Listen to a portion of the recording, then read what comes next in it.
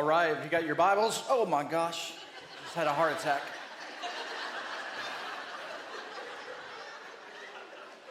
Where's the security? Like that was a test right there, and all of you just sat right there. Shoot.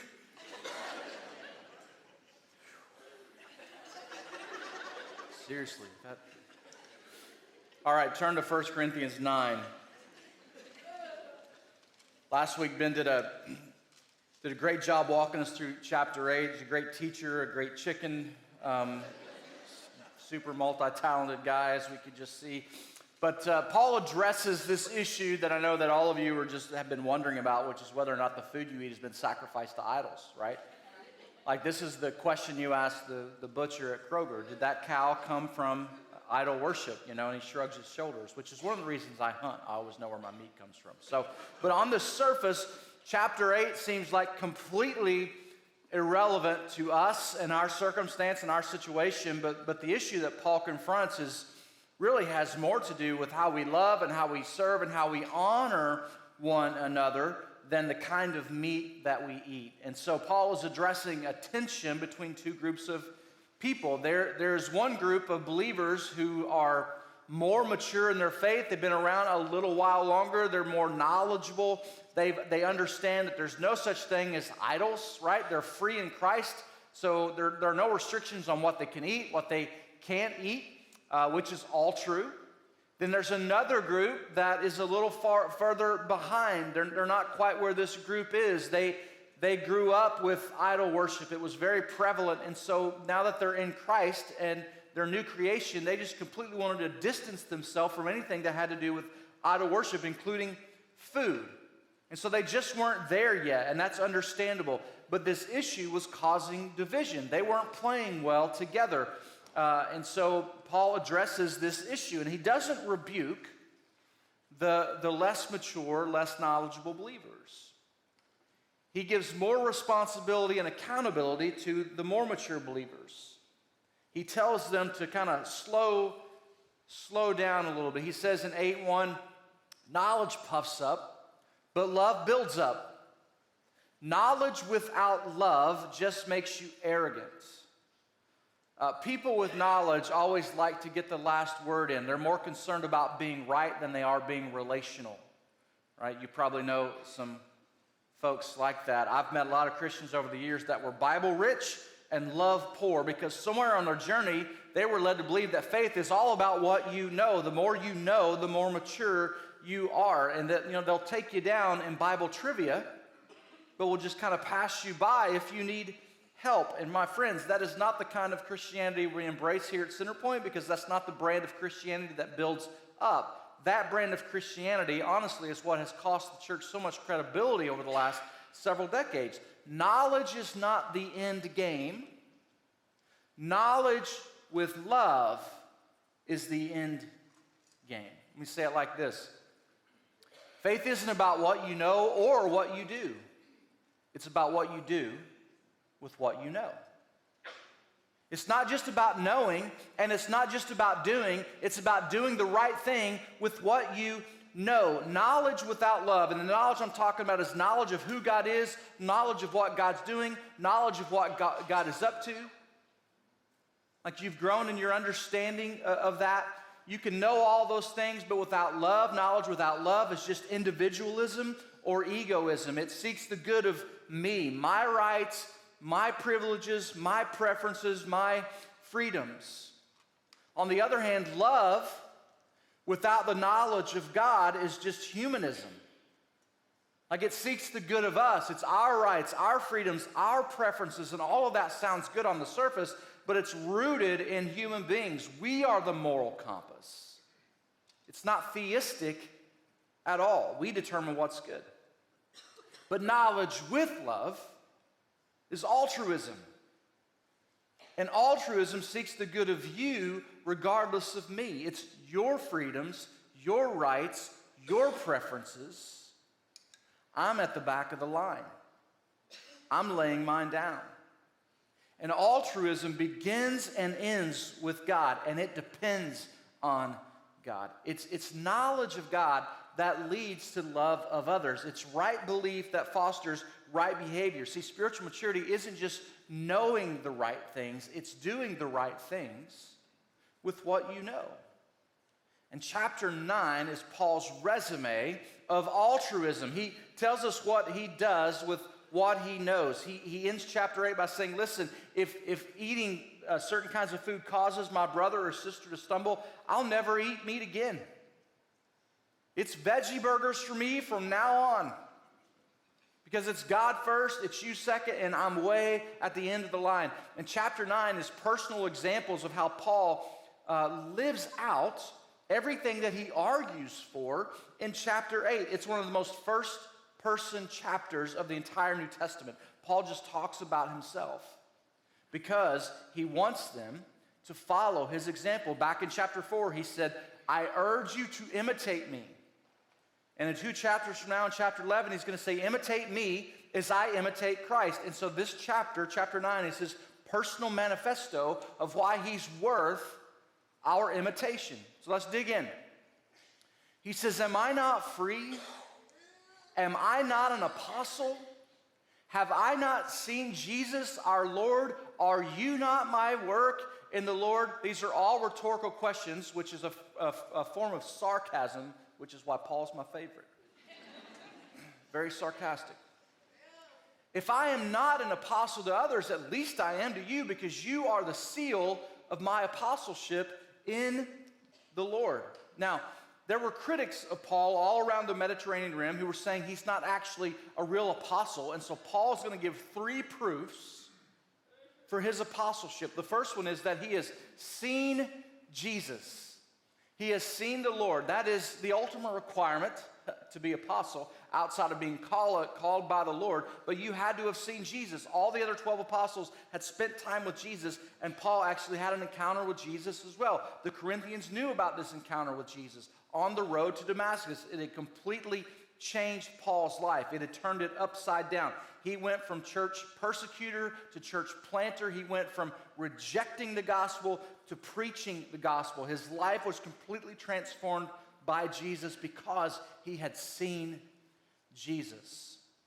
The second proof is the Corinthian church itself. He says, you are the seal of my apostleship in the Lord. He's like, just look in the mirror. You are where you are because of my investment in you. I came and I preached to you. I lived with you for a year and a half. I taught you. I trained you. I encouraged you. I challenged you. I discipled you. And you are the seal of my apostleship. You are the evidence of God's call on my life. And then in verse 3, he lists 3 freedoms that he's personally given up for the sake of the gospel. And this is the third proof of his apostleship. See, fake people don't give up their freedoms. Disingenuous people don't suffer on purpose. Paul says, my apostleship is authenticated by my willingness to sacrifice my freedoms for the sake of the mission. I'm taking one for the team. And he says, my defense to those who examine me is this: don't we have the right to eat and drink? Again, rhetorical question. The answer is yes. I just talked about that, he says, a chapter ago in chapter 8. We talked all about food and drink. Don't we have the right to be accompanied by a believing wife like the other apostles, the Lord's brothers, and Cephas? The answer is yes. He talked about that in chapter 7. If you want to be married, be married. If you want to be single, be single. And he says, I've given that up. Other apostles got married. Cephas, who is Peter, had a wife. And Paul says, I didn't take a wife. I gave that right up because I want to focus every ounce of my energy on the mission. And then in verse 6, he gives up a paycheck from the church. He says, or do only Barnabas and I have no right to refrain from working? In other words, we're working to support ourselves. All the other apostles are taking a check, an income from the church. They're getting paid to serve the church. But Paul worked as a tent maker so that he didn't have to take an income from the church. And he did this for a couple of reasons. One, he did not want to put a financial burden on the church. But the second reason, more importantly, is that he never wanted to be accused of profiteering. There were plenty of people in the day who were accusing the apostles of making up stories about the resurrection to gain wealth and power. There were also a group of philosophers called sophists. We talked about this in the first part of this series 10 years ago when we started it. Sophists were these elegant communicators, and they charged admission for people to come and listen to them pontificate about the latest ideas in religion and philosophy. They were a form of entertainment in the day, and so people would pay good money to come and listen.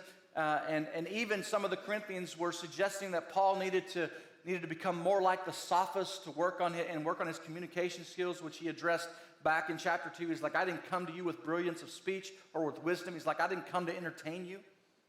I came to preach the gospel. And so Paul wanted to completely distance himself from the sophists. So he preached for free, even though he had the right to get paid. And what Paul writes next is one of two passages in the New Testament that provides the basis for paid ministry. The other one is in 1 Timothy 5.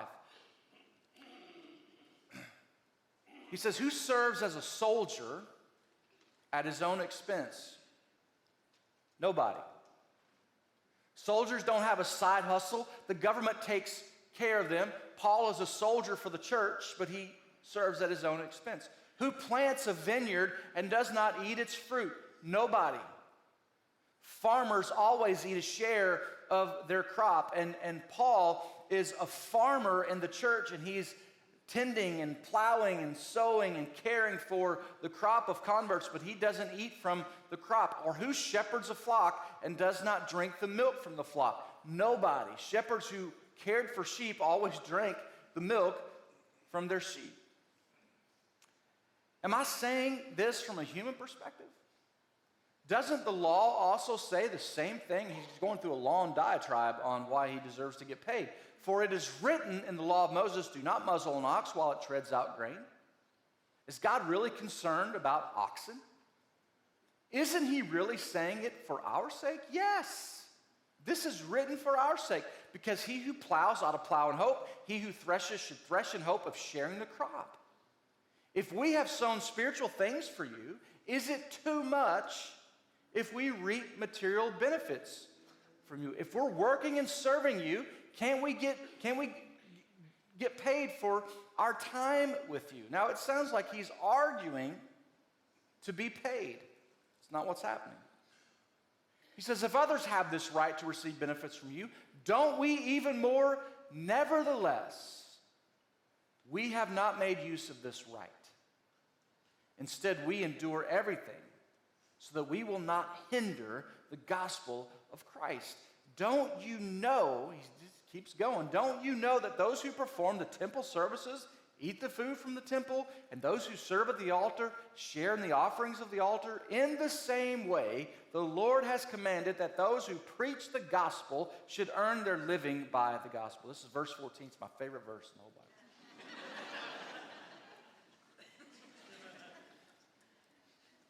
Centerpoint is led by a group of elders. There are 9 of us. I'm the only one who gets paid.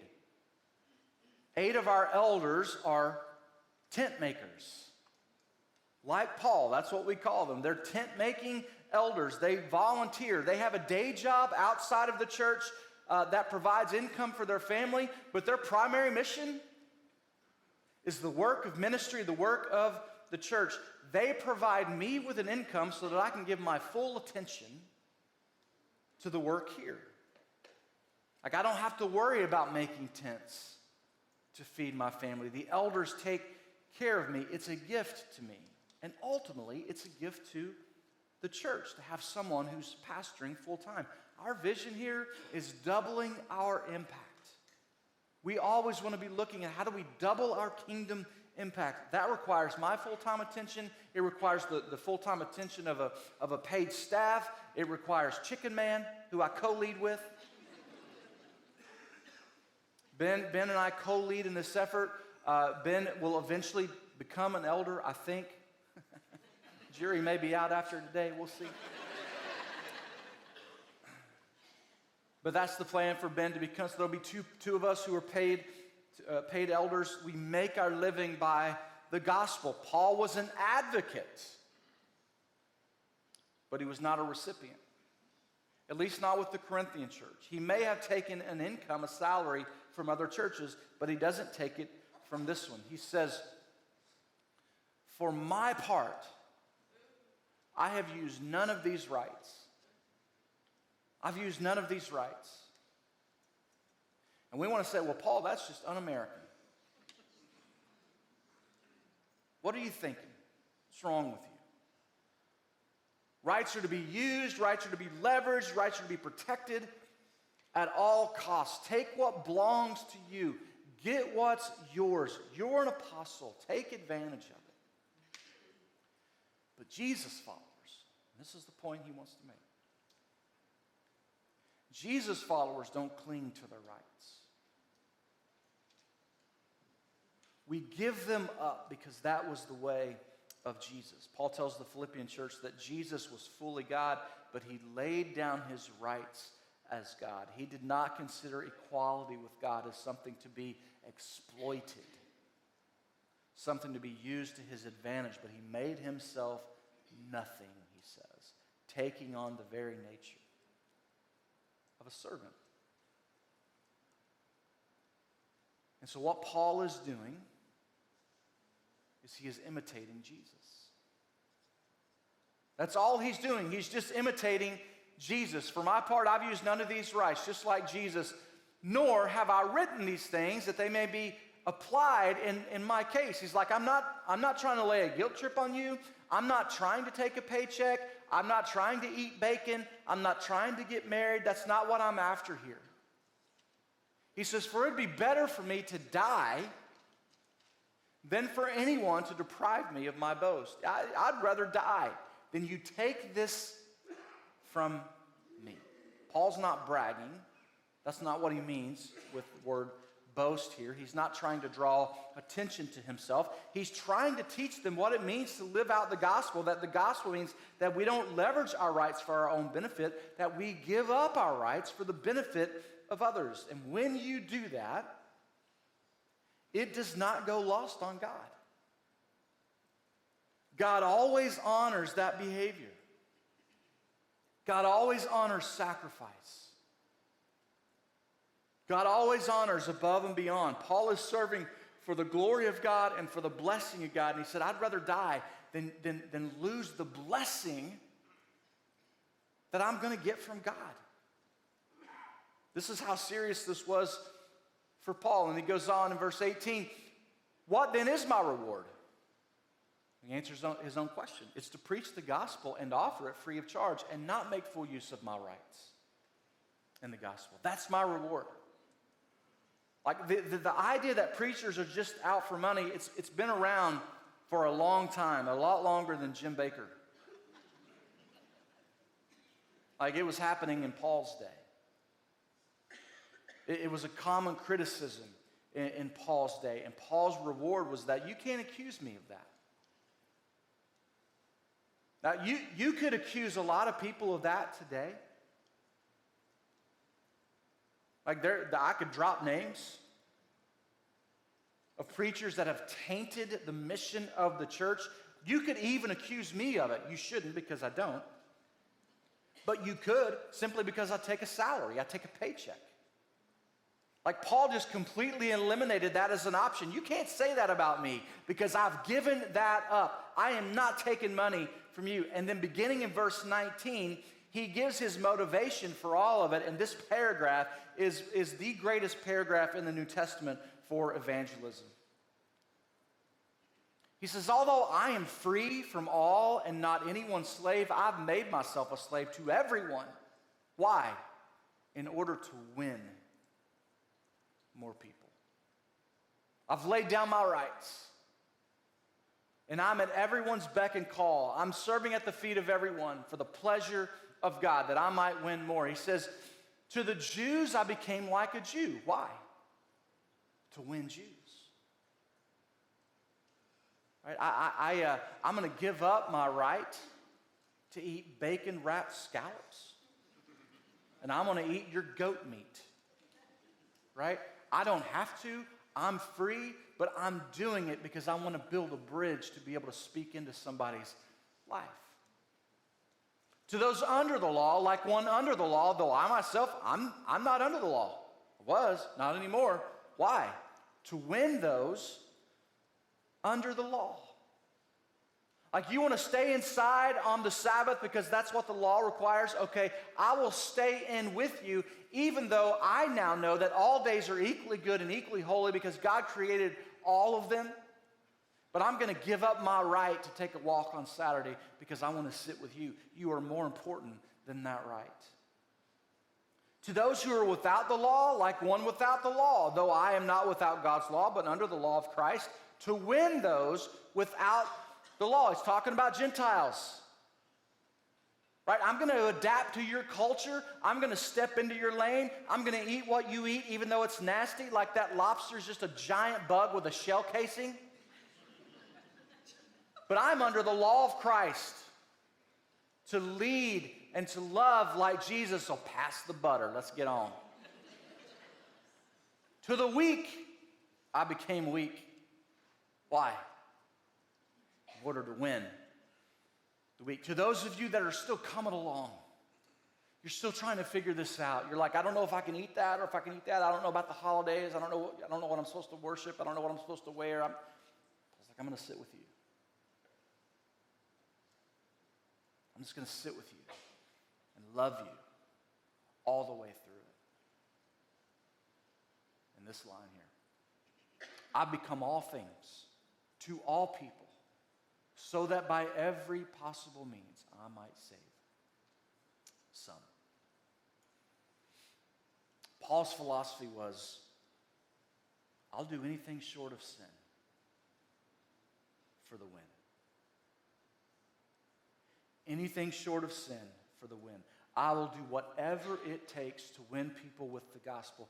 And in a culture that was divided by religion and by social status and by race and by ethnicity and by politics, Paul tore down walls and he built bridges with people. And here's the reality.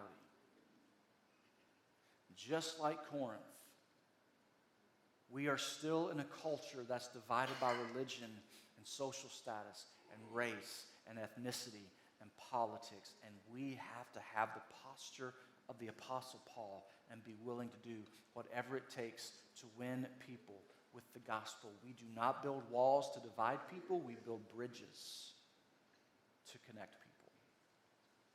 Whatever it takes. Anything short of sin for the win. That's who we are as a church. It's who we've got to be as followers of Jesus. Like the songs that we sing here, they may not be your favorite style, but we sing that type of music to build bridges to people who don't yet know Jesus. Like we parked your great-grandfather's car in the lobby because we're not your great-grandfather's church. The mission never changes. Methods always do. We are married to the mission of Jesus. We only date the method. And when it's time to break up with the method, we break up with the method so that we may win some. Our executive pastor will dress up in a chicken suit because he's in for the win. I will not do that. That would violate my conscience, which he said last week would be a sin for me. Okay? That's the line I'm drawing. Like we open up our church 4 or 5 times a year to Family Promise to become a hotel for homeless people. That was going on here this week, and families who are getting back on their feet and are on track to get back into a home, and they're in this transition period, and we open up this church so they have a place to stay with their kids, and we serve them. A lot of you are involved in that. You come in and you feed them.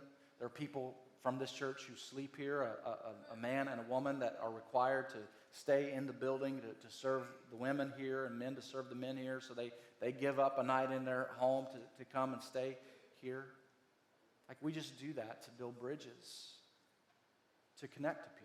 We host Celebrate Recovery here every Wednesday night because we want to build a bridge to those who have hurts and habits and hang-ups, to connect with Jesus who said, I come to set the captive free.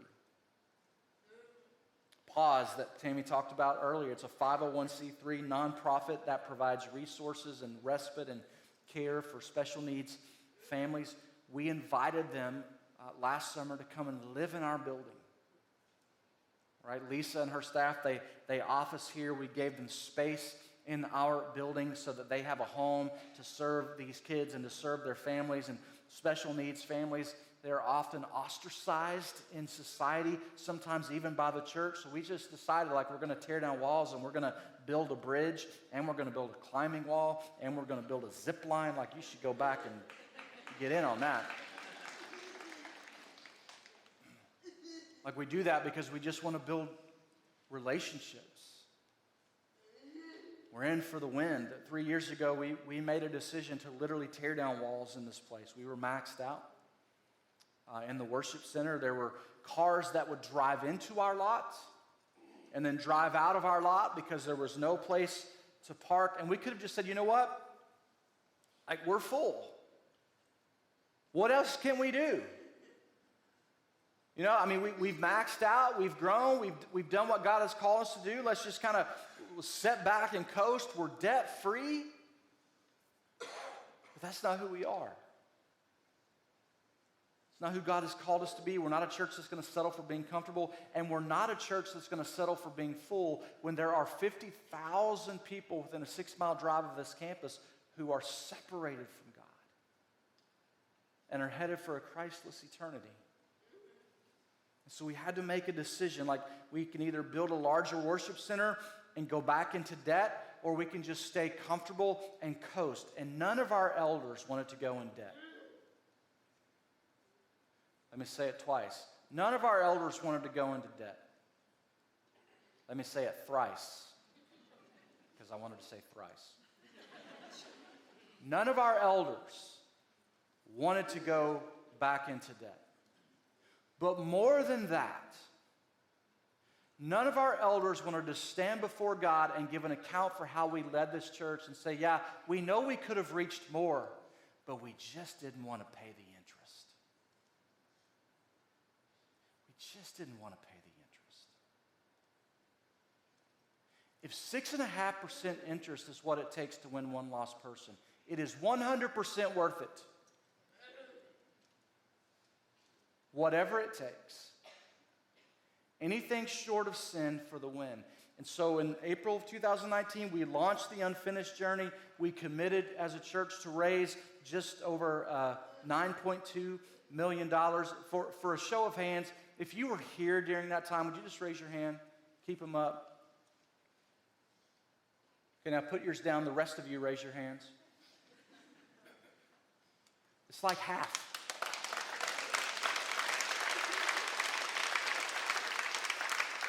It literally is like, from my vantage point, it's like half and half. Like, we have so many new people since that time. It's never too late to join in, folks.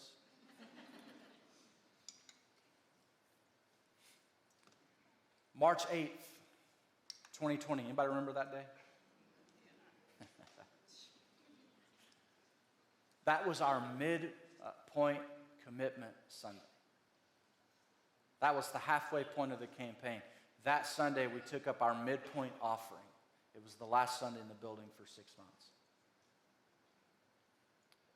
One thing that doesn't go well with a capital campaign is a global pandemic. Right? And so we just knew that this was probably going to suffer some. And I'll tell you, man, I wrestled through that. It's like, God, what in the world? Like, we're building a bigger building when nobody wants to be in a building anymore. In the middle of a campaign, we're trying to raise almost $10 million. Like, did we miss it? Did we all miss it? All the elders, it was consensus. Like we weren't going to move forward if we all weren't in, and we wrestled through this decision for months. And now I'm sitting in the middle of it going, whoa, okay, I don't know what to do now. In early October of 2020, our finance team came to us and they told us that we were on pace to come up about $2 million short of our campaign goal. And that campaign ended last August, 2021, just as they forecasted.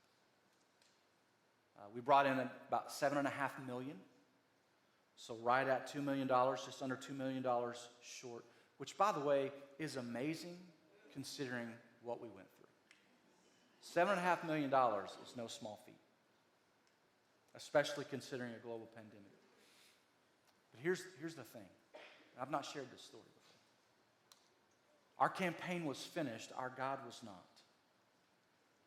At the end of last year, one of our church members asked to meet with me for breakfast, and he shared with me that he had just sold a business and that he wanted to give part of the proceeds to Centerpoint.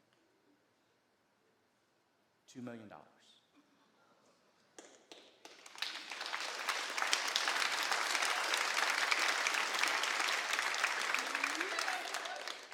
And he paid for breakfast, which I felt terrible about.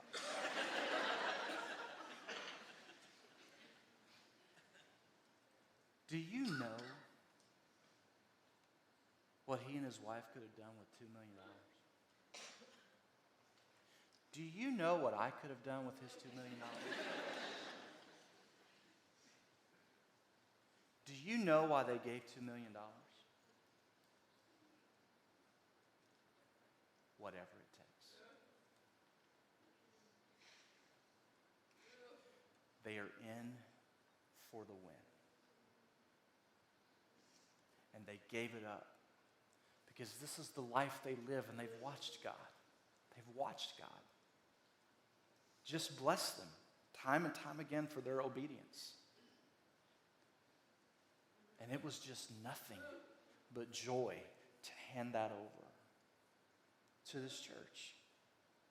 When we're willing to do whatever it takes to build bridges instead of walls, God always honors that. And since stepping into this building last August, our attendance has surpassed our pre-COVID numbers.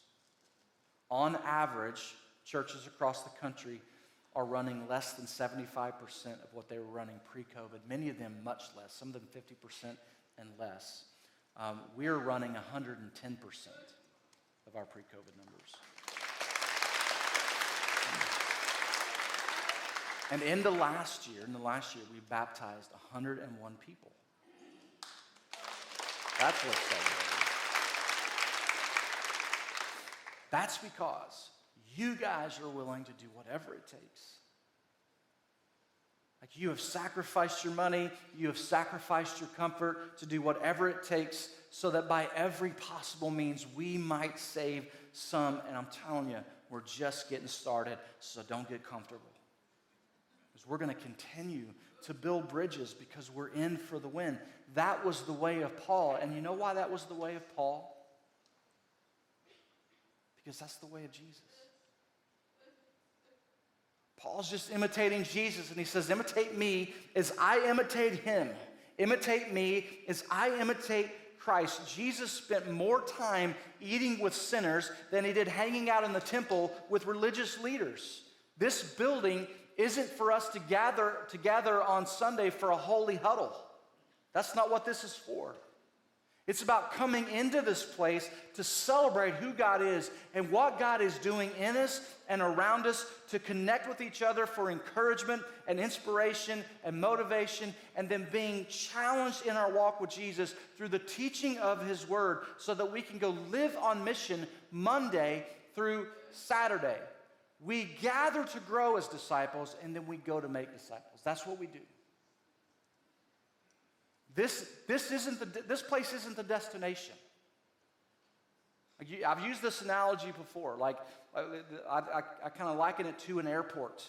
You don't go to an airport to go to an airport. You go to an airport to make a connection to get somewhere. That's what this place is. You don't come here for the sake of coming here. You come here to make connection and then to go somewhere. This isn't the end of the line. We come here to grow as disciples, and then we go out these doors to make disciples. We doubled our seating capacity so that there would be room for your friend as you go and live on mission. Like, our strategy was never build it and they will come.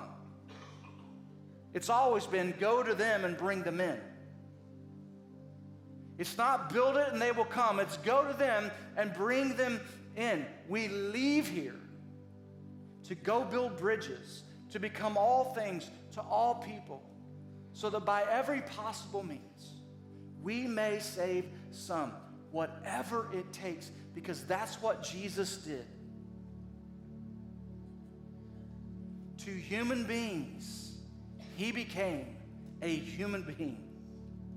He put on skin to look like us and live like us and feel like us and experience like us so that he could build a bridge back to the Father to save all of us. He laid down his crown and picked up a cross because that's what it took. He built a bridge, 2 boards, and 3 nails. And his sacrifice saves anybody and everybody who's willing to surrender to his lordship. And so today, if you're not a follower of Jesus, like, that bridge is for you. That bridge is for you. He built that bridge to bring you back into a saving relationship with God the Father. All you have to do is walk across by faith, by confessing Jesus as the Son of God, repenting of your sin, leaving that lifestyle and saying, today, I'm living for you. And when you come to faith in Jesus, he deposits his Spirit in you so that you can do what you know that you can't do on your own. And if that's a decision that you want to make today, you can come down front after the service, talk to one of our elders. You can go to Guest Central, fill out a card. You can go to our website on the Next Steps page and click on, I'm ready to follow Jesus. And we'll connect with you and have that conversation. For those who've already walked across that bridge of faith, we're going to spend some time in communion. A piece of bread that symbolizes the broken body of Jesus and a cup of juice that represents his blood poured out for us. That was the price of our salvation. That's what it cost Jesus. And so as you reflect on that sacrifice, here's the question I want you to ask. So look up here. In your time of communion, this is the prayer I want you to pray. To your Heavenly Father, who do I need to become so that I may save some? See, the cross was for you, but it's also for the yous all around you. And so who's the you in your life that God has put in front of you and given you a mission for? And who do you need to become that you may save some? Who do you need to become to your neighbor? Who do you need to become to your coworker? Who do you need to become to the mom or dad on your kids' soccer team? What's it going to take for you to win that one person that God has dropped in your life for such a time as this?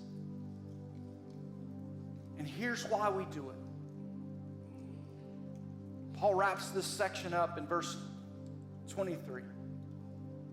So I want to read this, not in the singular as he writes it. I want to read this in the plural because this is what it means to us. Now we do all of this. We become all these things to all these people because of the gospel, so that we may share in the blessings.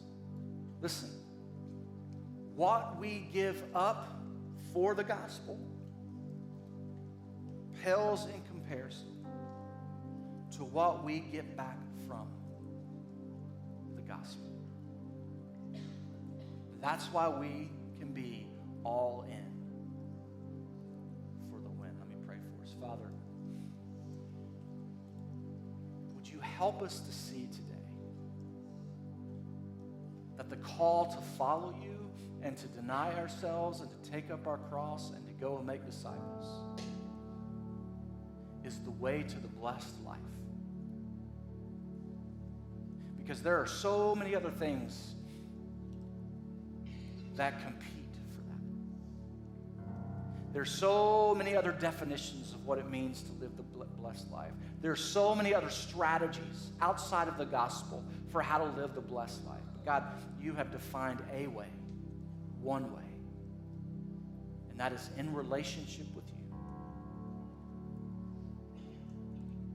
Knowing you and loving others because of you. And so, Father, we're reminded of just how much you loved us. The cross is the exclamation point of your love for us. And so may we never settle for coasting. May we never settle for being comfortable.